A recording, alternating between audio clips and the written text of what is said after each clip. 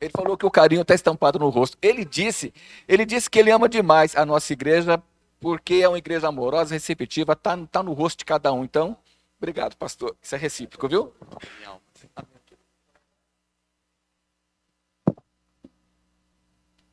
Queridos irmãos, é com alegria que eu quero cumprimentá-los na bendita paz do Senhor Jesus, aquela paz que excede todo o entendimento. Esta paz que certamente guardará os vossos corações, vossos sentimentos, vossas emoções, tudo em vós, em Cristo Jesus. Amém? Amados, eu quero externar inicialmente a minha alegria por estar mais uma vez com o pastor Eliseu e a pastora Denise. Esse casal está no meu coração, viu, igreja? Os pastores de vocês, pastor Eliseu e pastora Denise, são pessoas muito amadas nossas, minha e da minha esposa. Amém? Então a gente se sente muito feliz, muito em casa, muito na nossa igreja, quando estamos na igreja desse casal de pastores abençoados. Eu quero aproveitar e apresentar a minha linda esposa, a irmã Elilde. Por gentileza, irmã Elilde, fique em pé. Eu não sei se todos lembram dela. Que coisa linda, né, gente? É a minha esposa, a irmã Elilde, essa. Vocês querem abraçá-la com um amém? Um amém tá ótimo. Amém. Deus abençoe. Pode sentar. Obrigado. Amados, e como dizia o nosso querido pastor Eliseu, nós fomos presenteados com a abertura do 9º seminário da Igreja Batista do Rio Grande da Serra. Um privilégio, uma honra para nós. Eu queria muito estar com o meu querido pastor, meu colega, no encerramento, e foi o contrário. Mas Deus tem seus planos gloriosos que nós às vezes não entendemos, não é verdade? Nós não entendemos. E como eu já tinha um compromisso de agenda, o Senhor nos permitiu estar com os amados na noite deste dia, na abertura do 9º seminário, esse valoroso seminário que a nossa Igreja Batista tem realizado aqui no Rio Grande da Serra. Parabéns ao pastor Eliseu, pastora Denise, toda a sua equipe com todo o desdobramento faz esse trabalho maravilhoso. Amados, a sociedade está precisando muito desse tipo de desdobramento da igreja. E glória a Deus que a nossa igreja, neste lugar, está cumprindo de forma satisfatória, que com certeza alegra o coração do Pai, essa maravilhosa missão. Deus abençoe, querido pastor, querido colega. E como nós somos presenteados com esse primeiro dia, nós vamos trazer a nossa mensagem hoje, vai girar em torno mais dos filhos. O Seminário da Família, ele é uma abordagem muito abrangente, todos nós sabemos muito bem, e nós poderíamos falar de casais, nós poderíamos falar da paternidade e maternidade, nós poderíamos falar dos graus de parentescos, nós poderíamos falar dos domésticos da fé, daqueles que fazem parte da consanguinidade da família. Há inúmeras subtemáticas que poderiam ser abordadas. Mas eu trarei para vocês nesta noite, o Helder vai colocar aqui no slide para ficar um pouco mais no telão, para ficar um pouco mais didático para nós, sempre dentro da proposta principal do pastor Eliseu e sua equipe. Eu perdi meu documento aqui, queridos, só um minutinho. Dentro da proposta, da expectativa do pastor Eliseu e a equipe que anteriormente, localiza aqui para mim bem, anteriormente já propuseram em seu coração essa temática maravilhosa. E nós, é porque eu não abri o Gmail, penso. E nós queremos, nesse primeiro momento, queridos, abordar os filhos. Obrigado. Eu quero trazer aos amados, os irmãos sabem que o lema deste 9º seminário é uma família que ora. Que coisa linda, irmãos, uma família que ora. O pastor, com sua equipe que coordena o seminário, delimitou muito bem essa temática, dizendo: por minha família eu dobro os meus joelhos. Esse registro está ali, na Epístola aos Efésios, capítulo 3, e o versículo 14. Por minha família, eu dobro os meus joelhos. Muito bem, essa temática principal. E na medida que eu for falando aqui os tópicos e subtópicos, Helder e quem está comandando aí o slide, vocês vão soltando, tá bom? Automaticamente, ao ministrar, vocês já vão descobrindo o que vem logo após. Não precisará nem que eu peça esse comando, esse manuseio de vocês, porque está muito fácil, muito simples de dominar aí os slides. Queridos, e aproveitando essa temática tão convidativa para se meditar, tão convidativa para se aprofundar, esse é outro motivo porque gosto muito de atender convites de pastor Eliseu e pastora Denise, porque eles arranjam temas tão inspiradores, tão maravilhosos, tão fáceis da gente dar aquele mergulho no oceano das Escrituras, que, olha gente, haja tempo para ministrar temáticas tão profundas e tão maravilhosas. Então, dentro deste lema, eu quero trazer algo que preocupa o seu coração como seres humanos. Embora estejamos descansados em Deus com relação a isso que vou falar agora, mas preocupa o coração, não só nosso da igreja, mas preocupa o coração de pais e mães, de famílias em geral nessa sociedade. E a temática que eu trago, a subtemática dentro desse lema é: querem roubar nossos filhos. Querem roubar nossos filhos. É uma triste verdade, é o que nós chamamos de triste verdade. Igreja de Jesus, precisamos estar alerta, precisamos estar vigiando, precisamos estar em constante oração, que é a grande motivação do nosso lema aqui. Porque, não tenham dúvida, querem roubar nossos filhos. Triste verdade. E eu baseio-me, biblicamente, numa palavra dita pelo Senhor Jesus Cristo, que está na tela para vocês. Em João, no capítulo 10, versículo 10. Onde o Senhor Jesus Cristo expressa algo muito conhecido de todos nós, fazendo uma referência ao ladrão. Ele aplica a sua metáfora exatamente na pessoa de Satanás, o mais feroz inimigo do homem, o mais feroz, indomável inimigo da igreja. O ladrão, a metáfora do mestre, não era outra. Refere-se a ele, queridos. E ele diz: o ladrão não vem senão a que, igreja? Diga: roubar, a matar e a destruir. Mas o Senhor Jesus o que diz?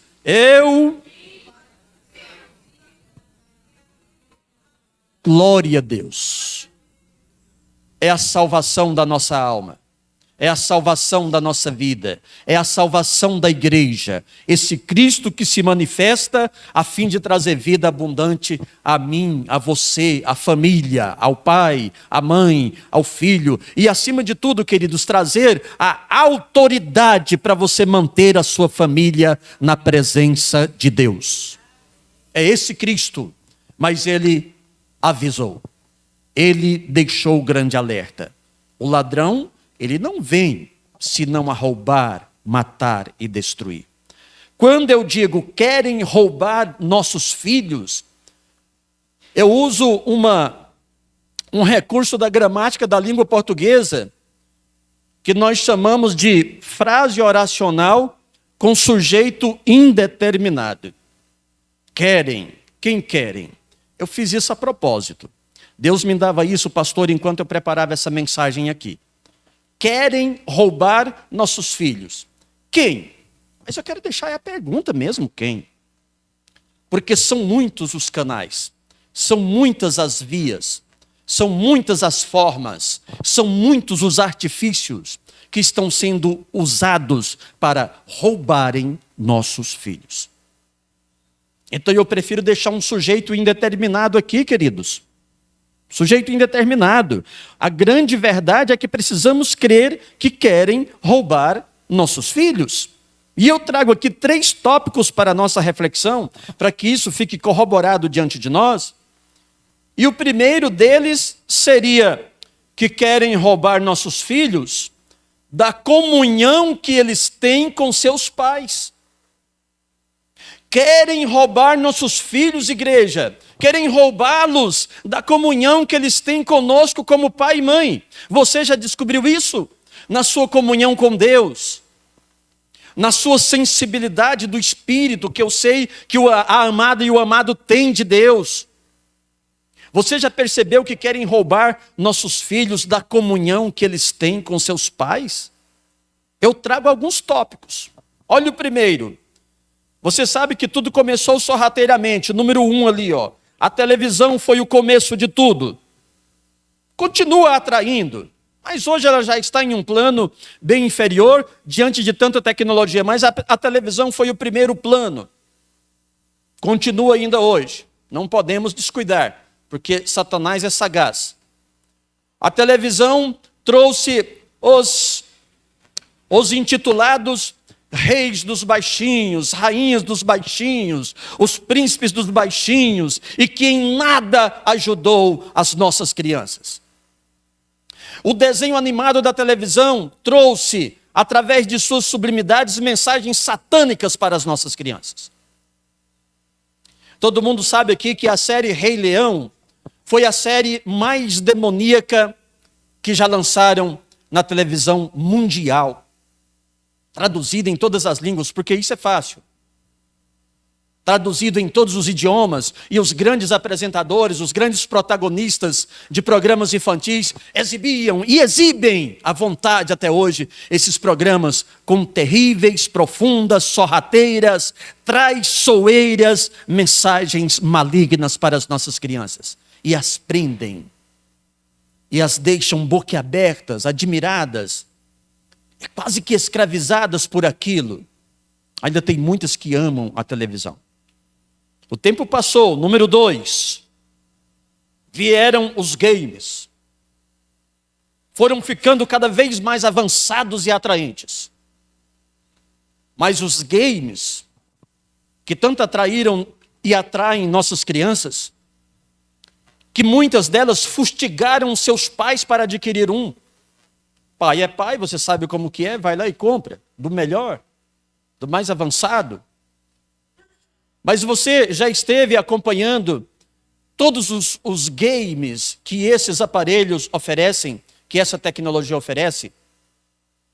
Vocês sabem que muitos desses games é uma grande motivação e incentiva a violência. A violência.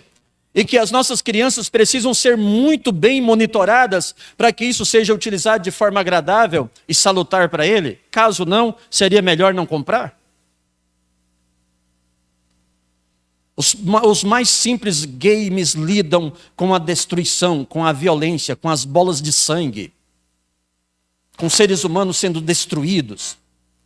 Não há nada, o que eles querem no game não são famílias passeando, pais passeando com seus filhos. O que eles querem nos games são personagens cada vez mais violentos, que guerreiam.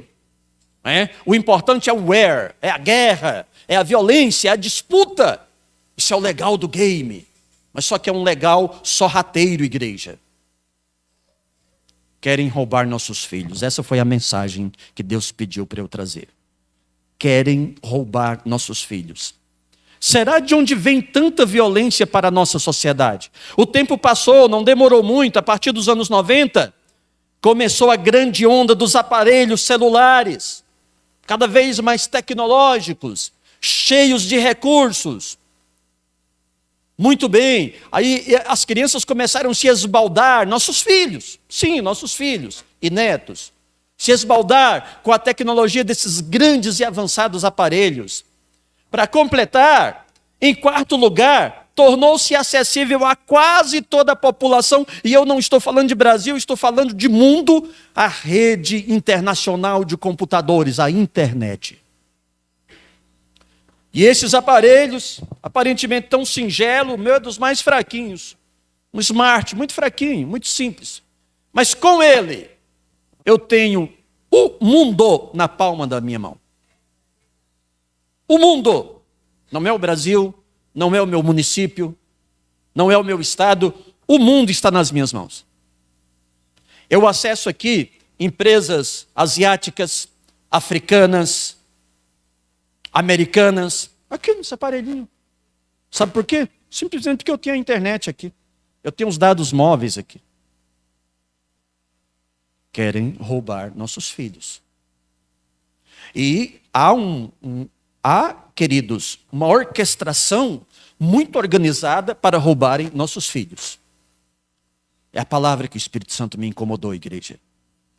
Eu estou mostrando alguns motivos pelos quais eles estão caminhando a fim de que esse assalto, esse roubo aos nossos filhos aconteça. E o que eu estou pregando aos amados aqui, queridos, já é uma realidade em muitas famílias. Quantos deles, desses filhos, foram embora de casa? Quantos desses filhos foram sequestrados por este mundo? Foram levados embora da fé, da igreja. Foram levados embora da comunhão. O primeiro roubo que esse sistema maligno quer fazer aos nossos filhos é da comunhão deles conosco. Eu vi uma expressão aqui hoje, não me lembro bem se o ministro citava o nome do nosso próprio pastor da igreja, mas a questão dos filhos do quarto, né? Foi isso que falaram aqui hoje? Eu vi essa expressão, não sei se foi uma expressão que o próprio pastor Eliseu usa, não me lembro bem, mas um ministro aqui falou. Sim, a geração dos filhos do quarto, a geração dos filhos incubados. É um tempo difícil, igreja, é um tempo complicado, o tempo em que nós vivemos por causa disso. Vale lembrar aqui que essas mesmas tecnologias, eu coloco numa última análise aí, nesse slide. Que engraçado, igreja. Esses aparelhos e essas tecnologias não são monstros. Sabe quem é monstro? É aquele que eu li sobre ele em João 10:10. Monstro é aquele que está por trás desses aparelhos e dessas tecnologias. Os aparelhos podiam muito bem ser usados para evangelizar, para fazer boas pesquisas, para aprofundar em grandes temas. Seria uma bênção. Olha como um aparelho desse é útil para mim. Nem estou usando aqui a internet, eu tenho aqui um aparelho com todo o meu estudo, tudo foi passando de um lugar para outro. Achei que estava no pendrive, fui falar com o Helder, não estava, não tinha salvo no pendrive. O Helder, você me permite passar para o seu WhatsApp? Pode, pastor, passei para o WhatsApp dele, olha um negócio para vocês. Tecnologia, a serviço do bem, a serviço do bem, a serviço da igreja, ao nosso serviço. A grande pergunta é, queridos, até que ponto ela está sendo usada a serviço da igreja, da obra de Deus, da vida espiritual, do crescimento intelectual, do conhecimento? Até que ponto? As nossas crianças mandando nesse celular? Eles que mandam e administram como querem?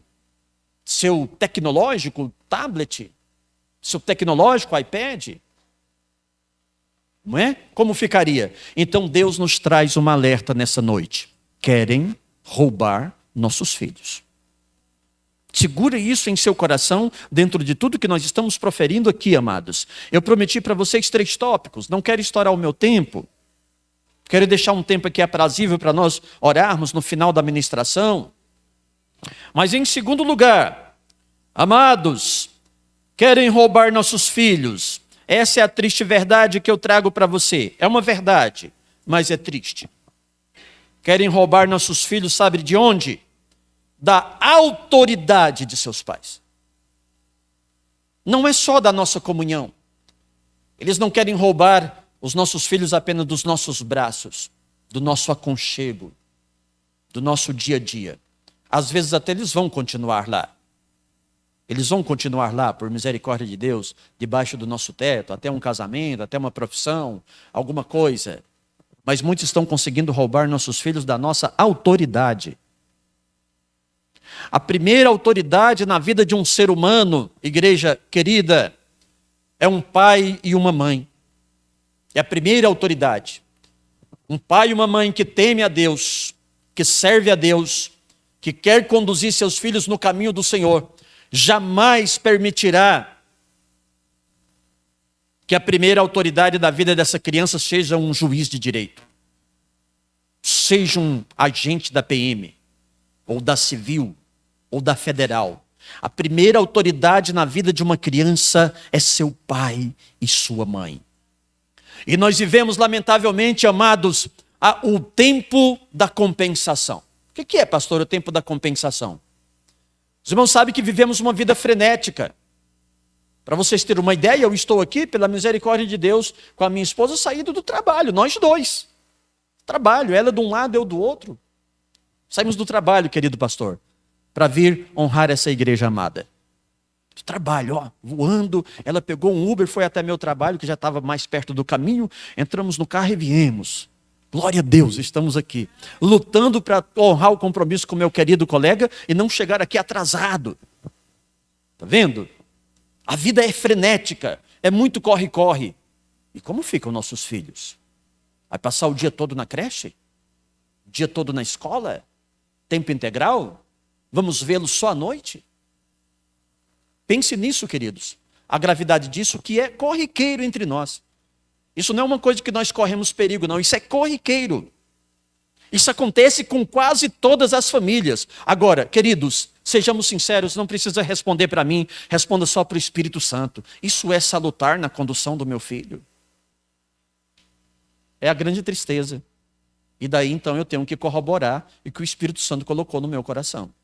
Querem roubar nossos filhos. Eu preciso estar alerta para isso, meus amados. Note, querem roubar também da nossa autoridade, da autoridade de pais. Vivemos um tempo sombrio, e, queridos, vivemos um tempo sombrio, igreja. Olha, quais são as ferramentas, quais são as armadilhas para tirarem os filhos da autoridade dos seus pais? Pela ação, número 1, pela ação sorrateira de Satanás e seus instrumentos. Ação sorrateira. Pastor, qual a sua base escriturística para isso? Pastor, o diabo não me engana. Irmãos, a forma como a Bíblia descreve Satanás é algo tremendo. Essa referência de Efésios 6 e 11, ela já está aí, não precisa nem passar o tópico ainda. Ela já está aí, 6 e 11. O que diz lá? Tomai toda a armadura de Deus, para quê? Para que livrais ou livreis das astutas ciladas do diabo. Amados, se nesse versículo 11, o apóstolo Paulo fosse revelado por Deus para chamar Satanás de astuto, já era o suficiente para eu vigiar 24 horas por dia. Mas não, a Bíblia não diz só isso, a Bíblia é perfeita, é completa. Ela não diz que ele é só astuto, mas ele tem armadilhas contra a minha vida, contra a sua, contra a do seu filho, contra a da sua casa.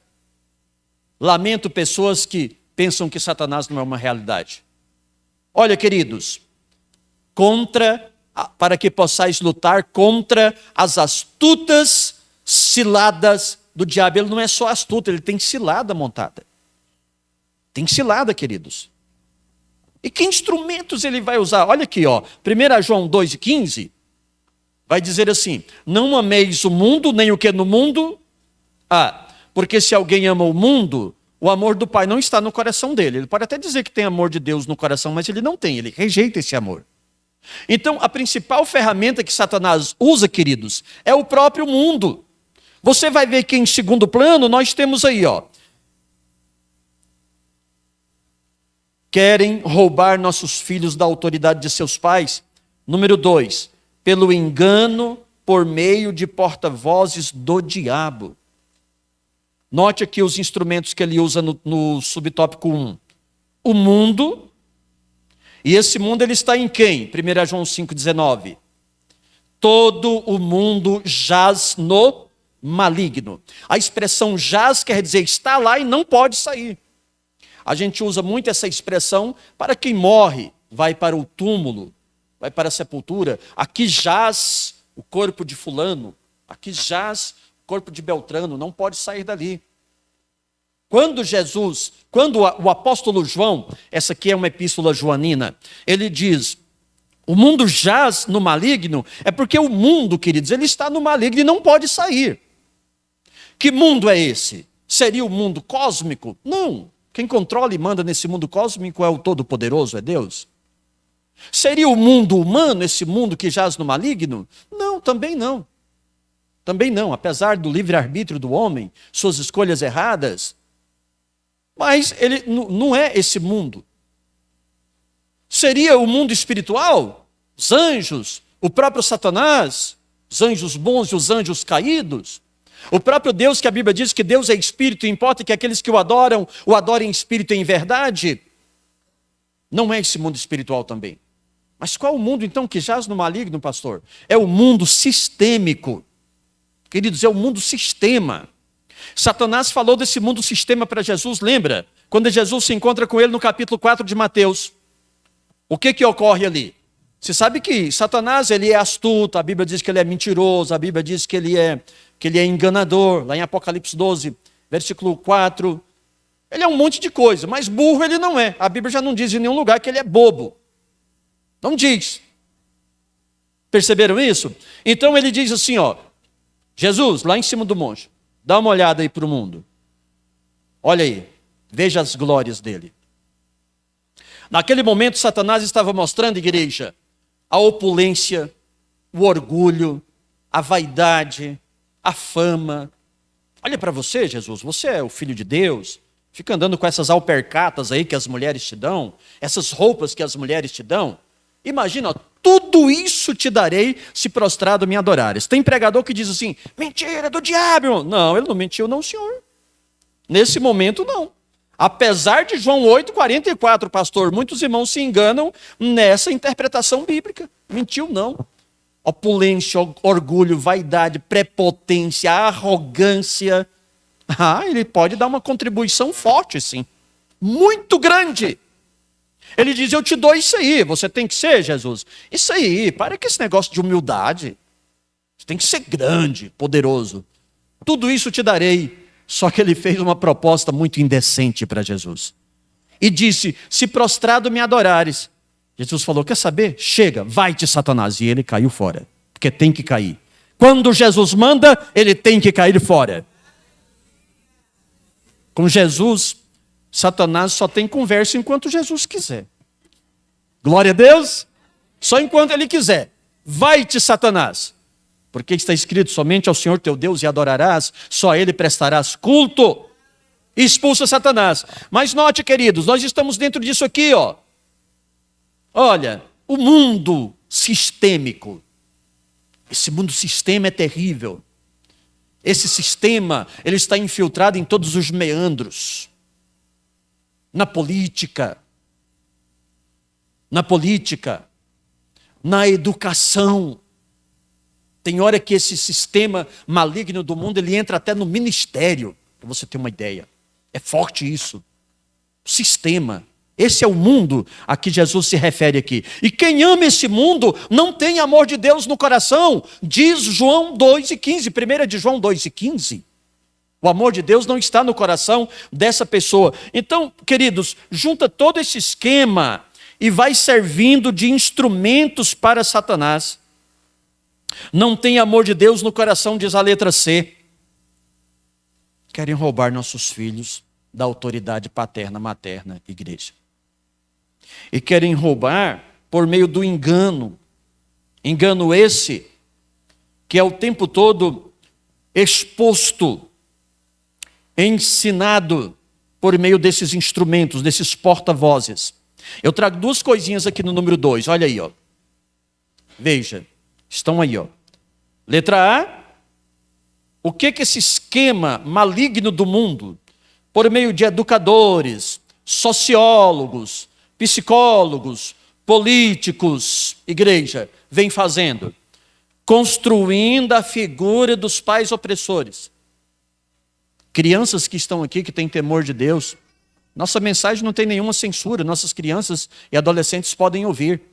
Mas o que professores hoje, guiados por uma ideologia satânica, querem passar para as crianças dessa geração, é que Essa história de pai, mãe, interferir, autoridade, ensinar, orientar, falar como deve fazer, isso é opressor, isso não pode, isso está errado. Então cria a figura do opressor no pai e na mãe. E quantas crianças hoje que estudam em algumas escolas públicas, e até a privada mesmo, escola particular, de repente os pais notam algumas mudanças neles. Insinuações vindas de coleguinhas, a forma como ele age em casa com o pai e com a mãe. Insinuações vindas até de professores. Hoje nós temos professores que brigam ferrenhamente, são tremendamente usados pelo inimigo. Lamento dizer isso da minha classe, eu sou professor. Mas o melhor é dizer a verdade. Para fazer descer goela abaixo das nossas crianças, jovens e adolescentes, um pensamento, queridos, totalmente despido e alienado da palavra de Deus. Na sua relação com os pais. Primeiro, construindo a figura dos pais opressores. Esse lance de autoridade de pai não compensa. Por isso que eu falava para vocês da compensação. Fecho agora o assunto que eu comecei, coloquei outros no meio, mas foi só para completar. Então, qual é o lance da compensação? Eu não tenho tempo, não vivo com meu filho, não fico com ele, trabalho muito, vejo pouco, abraço pouco, então, quando eu ver, eu só quero abraçar e beijar. Está errado? Claro que não. Mas querem roubar nossos filhos. Eu não posso esquecer disso. Filho, como foi o seu dia? O que você aprendeu hoje? O que você ouviu hoje de estranho? Que você acha que não bate com a gente, com nossos princípios, com a forma como o papai age aqui dentro de casa? O que você ouviu hoje que você acha que não bate com os princípios como a mamãe age aqui dentro de casa? E aí, filho, filha, como foi? Tudo bem? Quando eles são pequeninos, aquele cuidado absoluto, com todas as formas como ele agiu, comportou na escola, conviveu, relacionou-se. O que você ouviu de estranho da sua professora hoje? Estamos vivendo um tempo assim, irmãos, porque querem roubar nossos filhos. E eu, estou de olhos abertos. Os meus 3 já são adultos, o último, meu caçula, já se casou. Mas agora chegaram 2 netinhos lindos. Chegaram 2. O mais novinho tem 4 meses caminhando para 5. A coisa mais linda do mundo.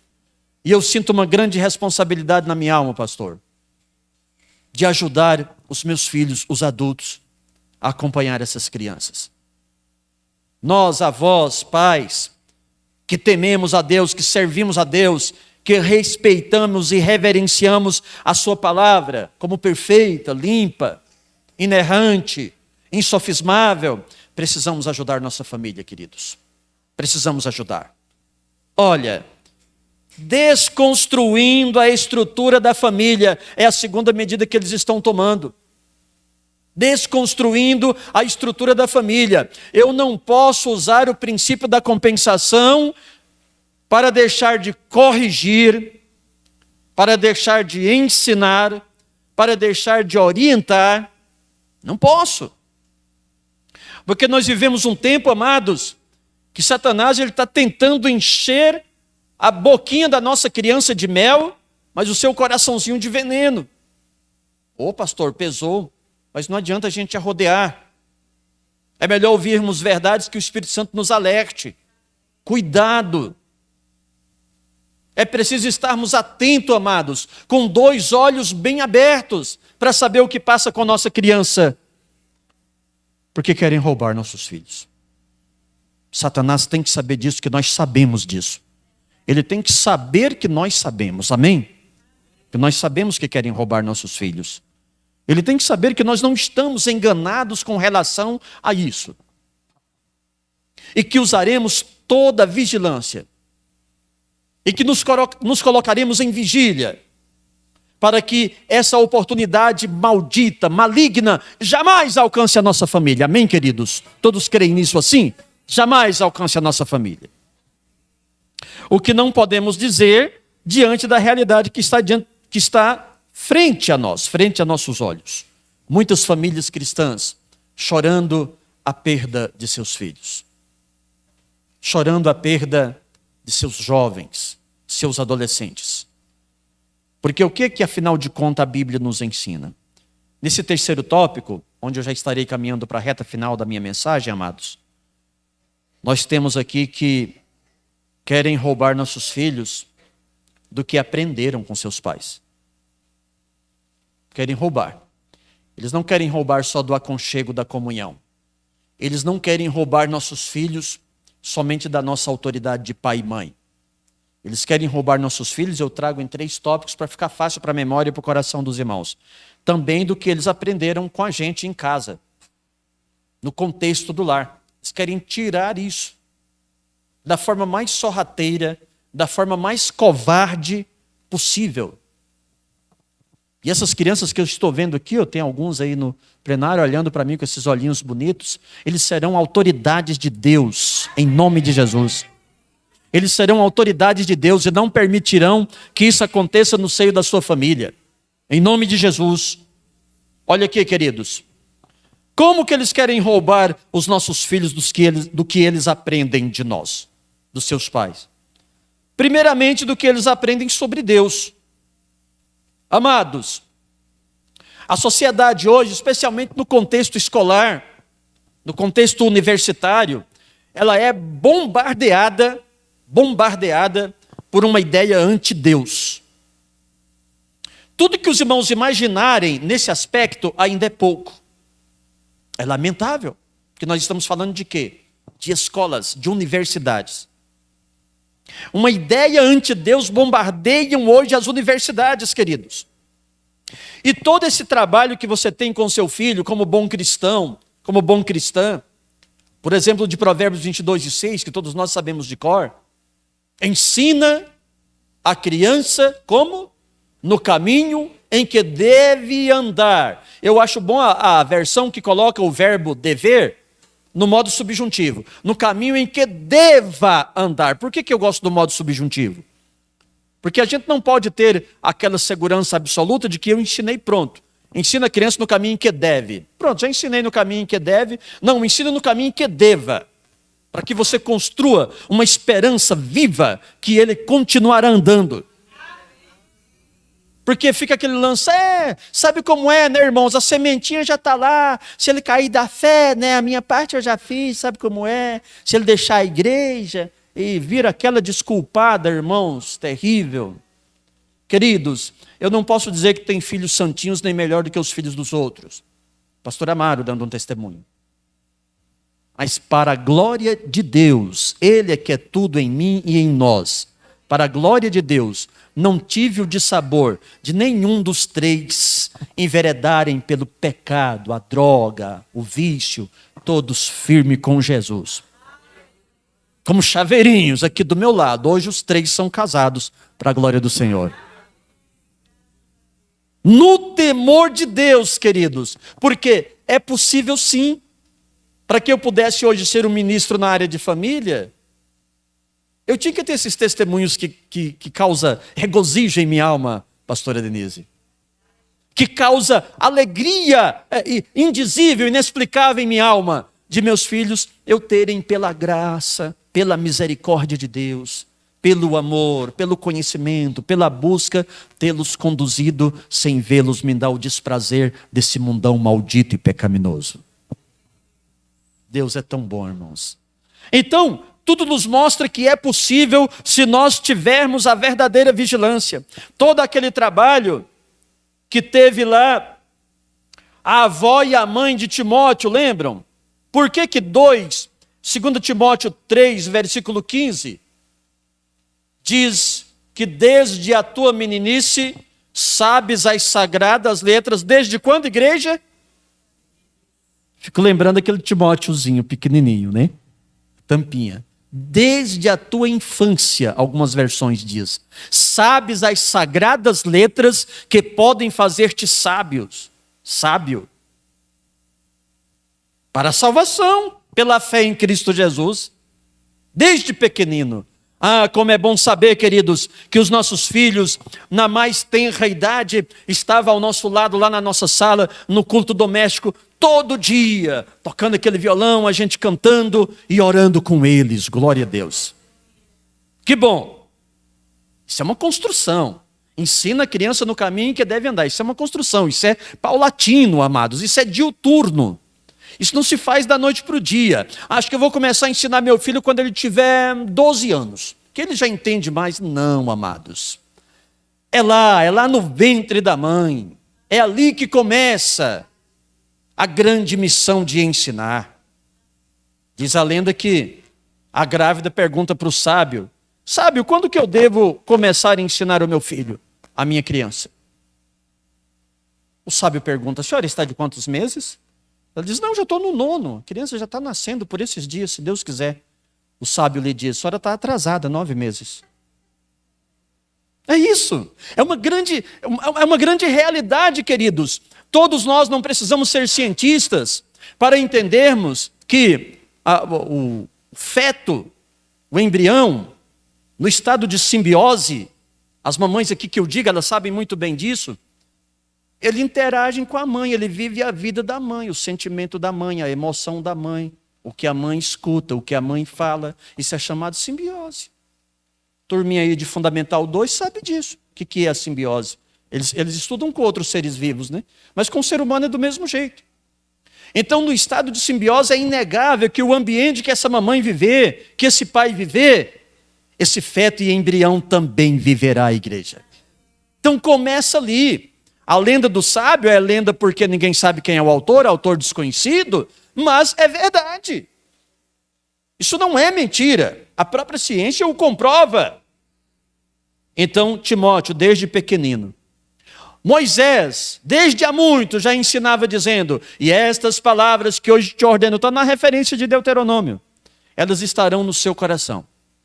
Mas não fica só para você, não. Você a intimará a quem? A seus filhos. Como? Assentado em tua casa, andando pelo caminho, quando deitar-te, quando levantar-te.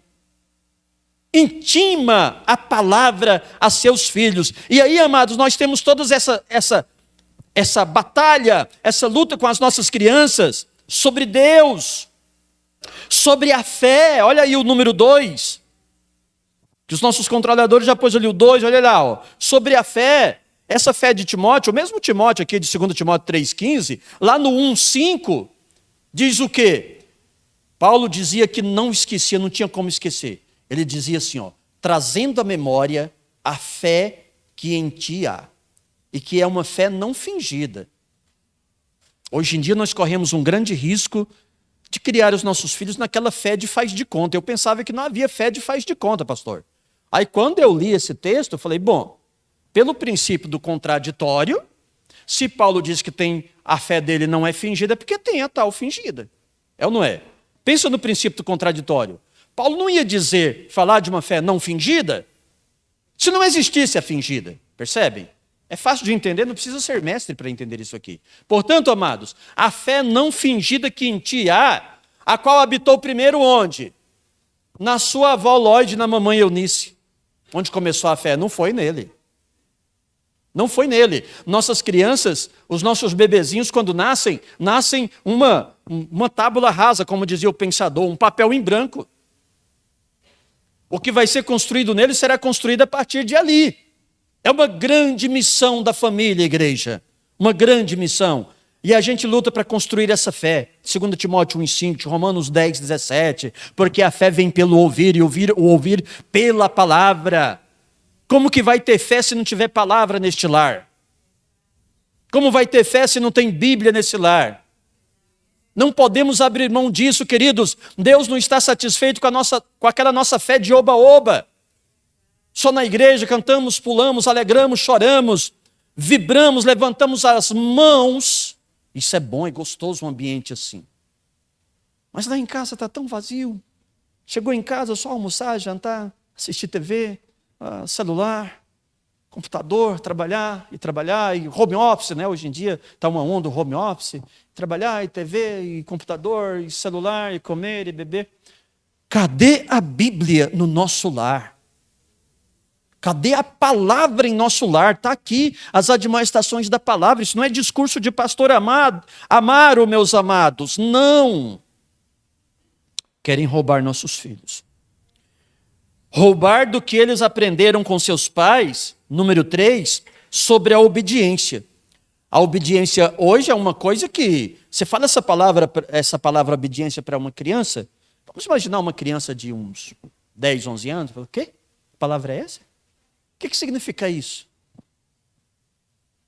Parece uma palavra arcaica, que não existe mais na língua portuguesa.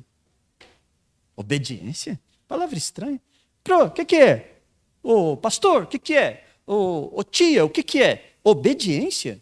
Está difícil, irmãos. Obediência, o princípio da submissão, queridos. A capacidade de se submeter. A Bíblia está recheada desses ensinamentos, inclusive na relação filhos e pais. Efésios 6, 1 e 4 é um texto áureo da obediência dos filhos aos pais. Vós, filhos, sede obedientes a vossos pais no Senhor. No Senhor. A Bíblia é tão sábia, igreja, tão perfeita, tão maravilhosa, que ela acrescenta expressões como essa, no Senhor. Porque a gente está ministrando palestras por aí, ensinando, tem que obedecer em tudo os seus pais. Aí levanta aquele sabidão tentando calar o palestrante, né?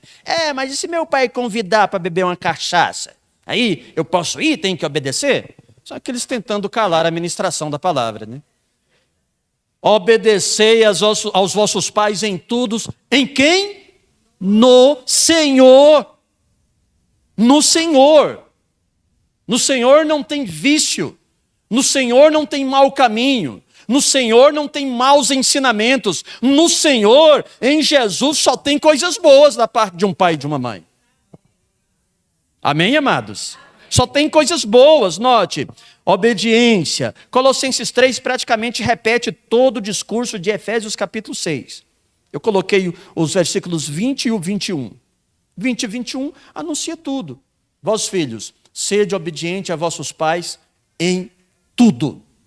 Não tem meio termo. Nisso eu obedeço meu pai, mas naquilo não. E nós construímos, queridos, a duras penas, há muito jejum e oração, há muitos rogos e súplicas, essa vida aqui para o nosso filho. Mas querem roubar nossos filhos do que eles aprendem com a gente. Querem roubar. Olha o 4. Sobre o respeito. Outra palavrinha também muito esquecida da atual geração de adolescentes da nossa sociedade. Lamentável dizer. A palavra respeito parece um termo arcaico, antigo, que fora da moda, quando se usa a palavra respeito. Aquilo que nós construímos, eu fico imaginando meninos e meninas da Bíblia.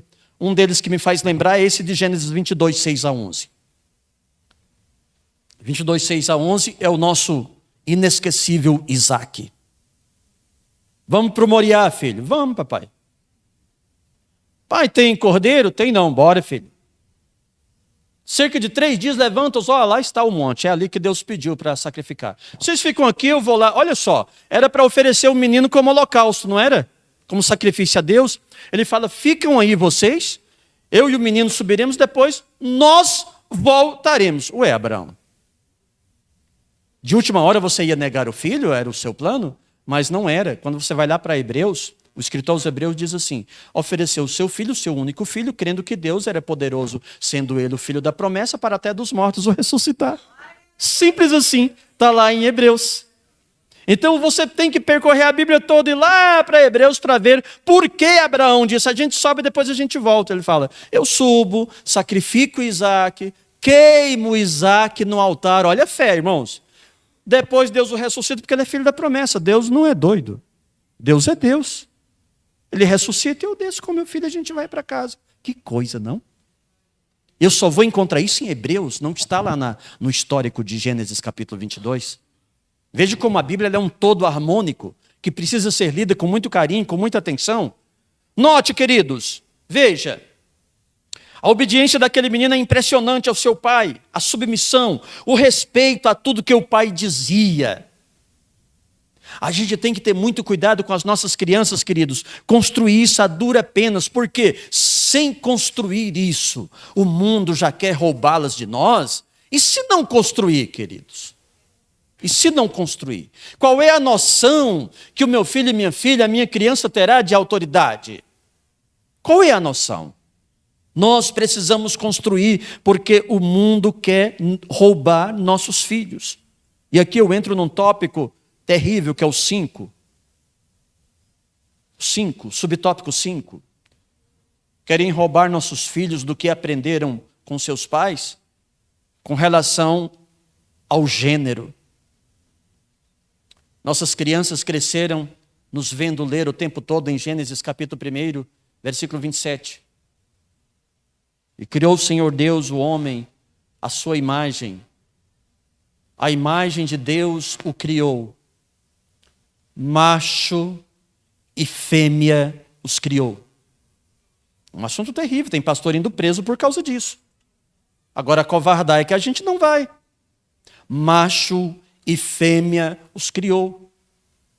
E eu quero dizer para os irmãos que essas denúncias de pastores que estão pregando essa doutrina e não vão calar, nenhum deles, inclusive eu,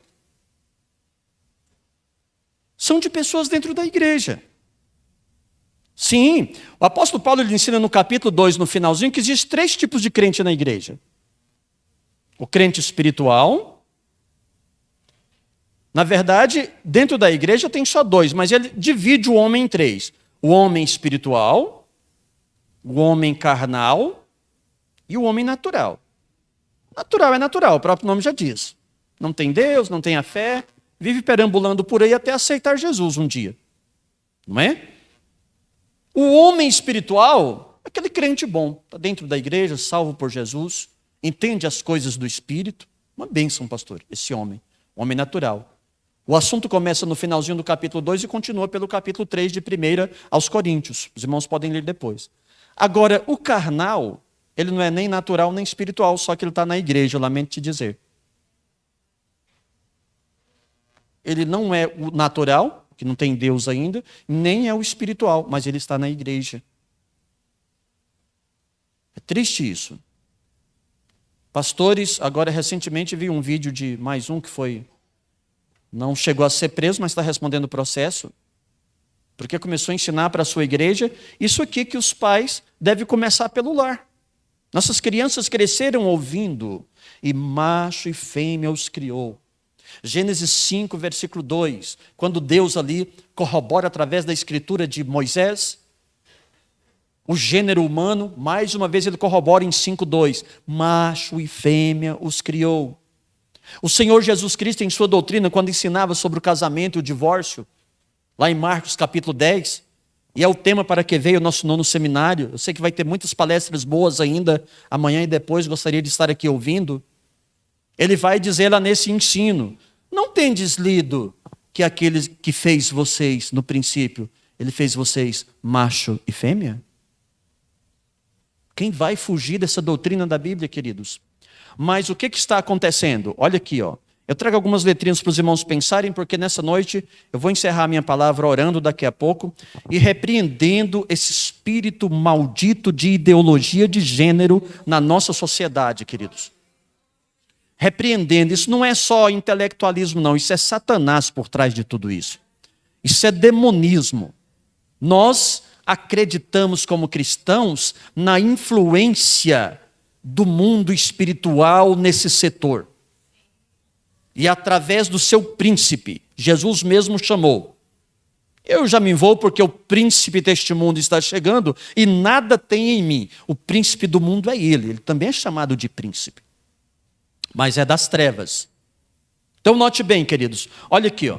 Primeiro, por meio da ideologia de gênero. Letra A, ideologia de gênero.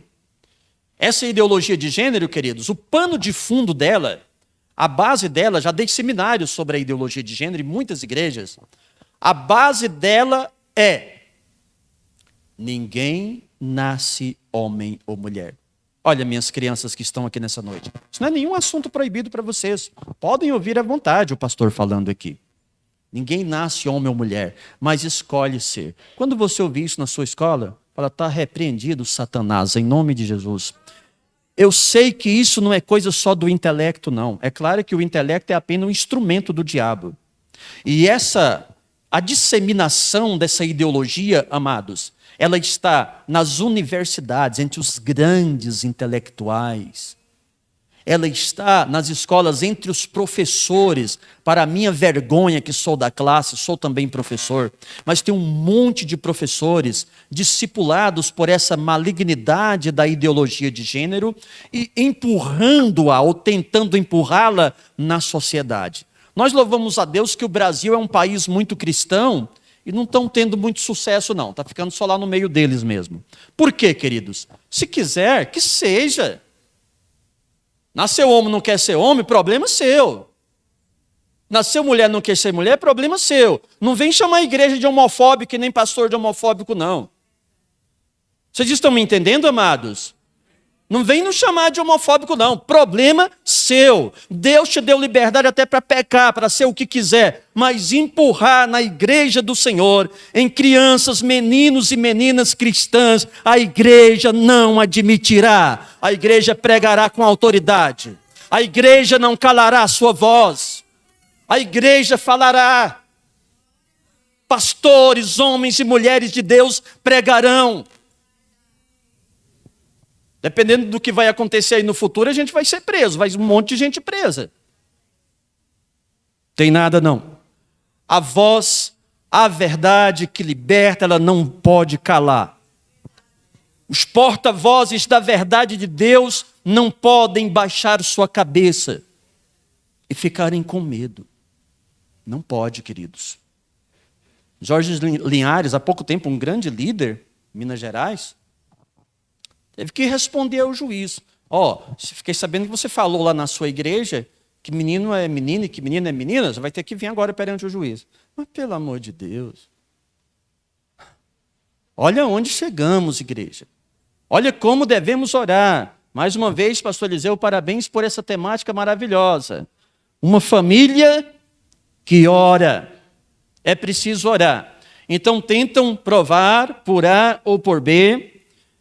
E é um segmento hoje que está muito perdido, quando notaram que o Brasil não está se rendendo muito, porque eles tentam provar por A e por B alguma coisa e terminam enrolando no meio do campo e não chega a lugar nenhum.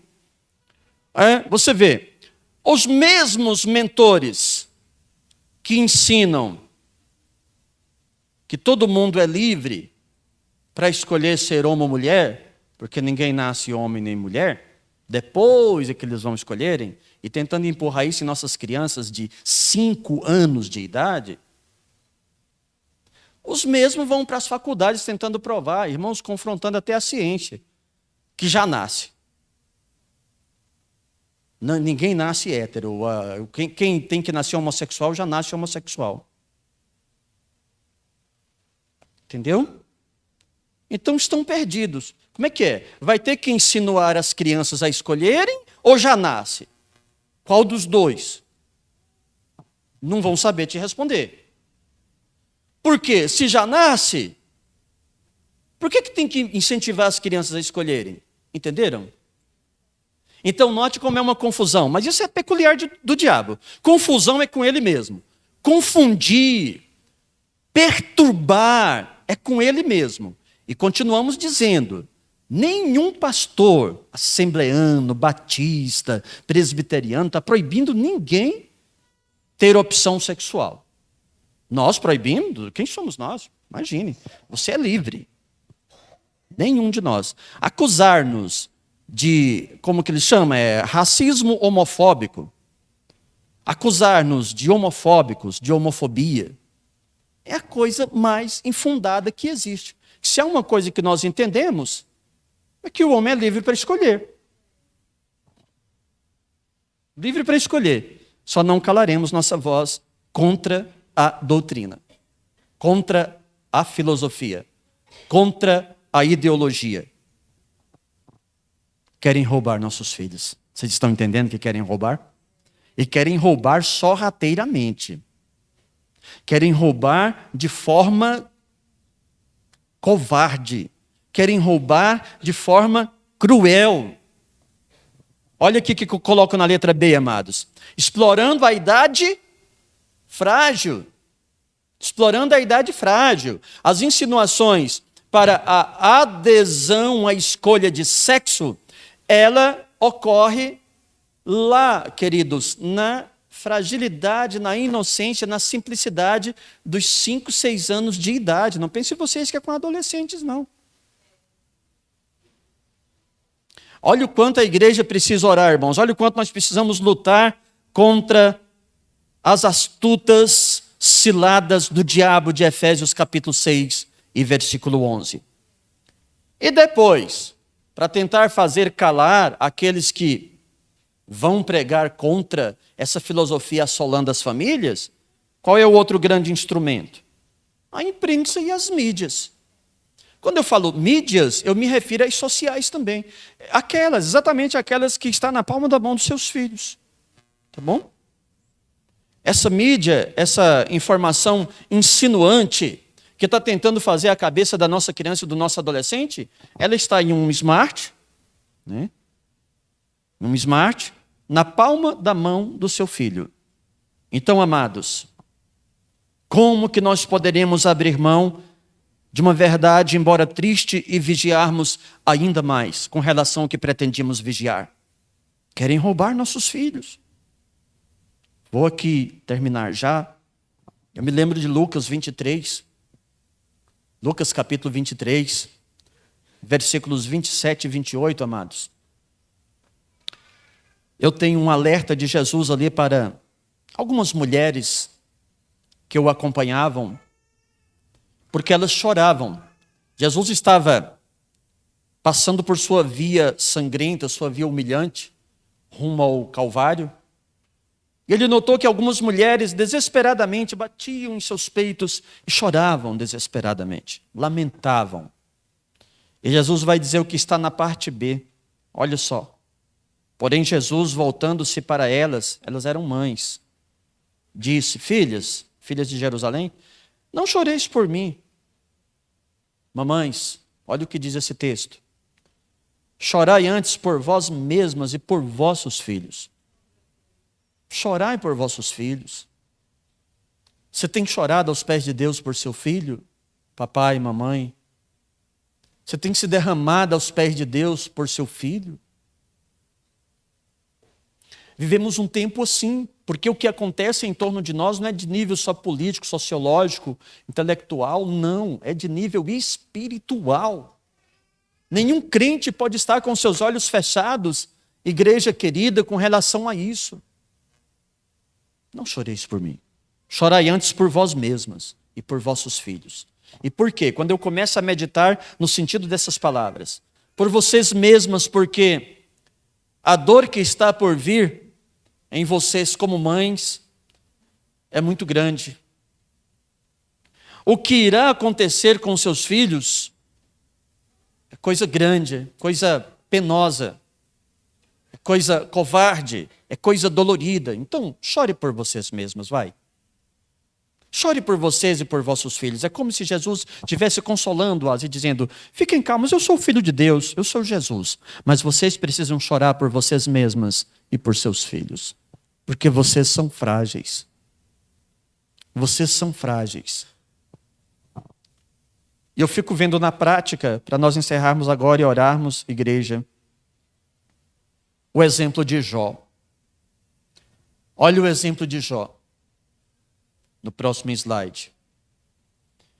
Sucedia, pois, que, tendo decorrido o turno de dias de seus banquetes, porque os filhos de Jó, que eram 10, faziam banquetes de casa em casa, era uma prática deles. Fazia aquela festa, Jó era rico, diz a Bíblia. Eles faziam aquelas festas de família. E certamente rolava ali muito vinho, muito perigo de pecar, muito perigo de fornicação, muito perigo de prostituição, que é uma outra rede maldita que ameaçam nossos filhos. Vale lembrar. Então o que Jó fazia? Ele os santificava. E diz que Jó se levantava bem de madrugada. Você tem esse hábito? Bem de madrugada. Eu tenho esse hábito. Eu amo levantar de madrugada. Muito de madrugada. Aquela linda mulher ali que eu diga. Tem dia que eu cismo, quando dá 3 da manhã, ela passa a mão. Ué, cadê o marido? Levantou. Gosto de levantar de madrugada. E a primeira coisa é o meu encontro com Ele. Com Deus. Ele levantava de madrugada, o santificava, e oferecia holocausto, o holocausto que é o símbolo do sacrifício, orar é sacrifício, e dizia: porventura pecaram meus filhos e blasfemaram de Deus no seu coração. Assim fazia Jó de mês em mês. Não. De ano em ano? Piorou. De 6 em 6 meses? Não. Continuamente. Sem desistir. Eu quero que você fique em pé. O que nós queremos agora é só orar para encerrar, queridos. Deus, eu tenho ministrado tua palavra, Senhor. Que querem roubar nossos filhos, esta é uma realidade nua e crua diante de todos nós, Pai. Essa palavra, Senhor, eu te agradeço porque ela veio como um alerta a cada um de nós aqui.